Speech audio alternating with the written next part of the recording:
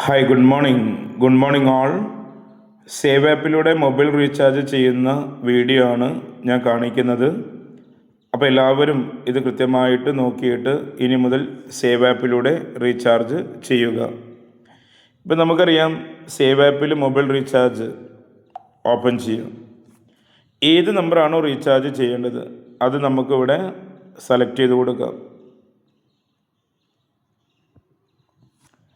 Number കൊടുത്തതിന് ശേഷം നമുക്ക് പ്രൊവൈഡർ ചോദിക്കും, അത് സെലക്ട് ചെയ്യുക. ഏതാണോ ജിയോ എയർടെൽ അത് സെലക്ട് ചെയ്യുക.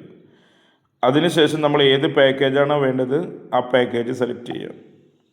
എന്നിട്ട് സബ്മിറ്റ് കൊടുക്കുക, ഓക്കെ ബട്ടൺ ക്ലിക്ക് ചെയ്യുക. അപ്പോൾ നമ്മുടെ പേയ്മെൻറ്റ് ഗേറ്റ്വേ ഓപ്പൺ ആകും.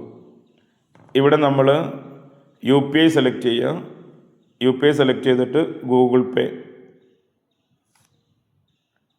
ഓക്കെ ഓപ്പൺ ആയിട്ടുണ്ട്. ഇവിടെ നമ്മുടെ പാസ്വേഡ് കൊടുത്ത് ഓപ്പൺ ചെയ്യുക, ഗൂഗിൾ പേ ഓപ്പൺ ആകും. അല്ലെങ്കിൽ നിങ്ങളുടെ ഫോൺപേ, പേടിഎം ഏതാണോ അത് യൂസ് ചെയ്യാം. ഇപ്പോൾ പേയ്മെൻ്റ് ഇവിടെ കാണിക്കുന്നു. ഓക്കെ, ഇത് നമ്മുടെ ഗൂഗിൾ പേയുടെ പാസ്വേഡ് കൊടുത്തു കഴിഞ്ഞാൽ നമുക്ക് എന്തെങ്കിലും റീചാർജ് ആകും.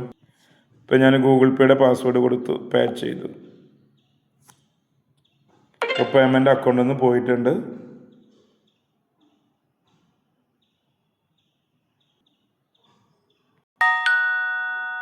Recharge successful completed.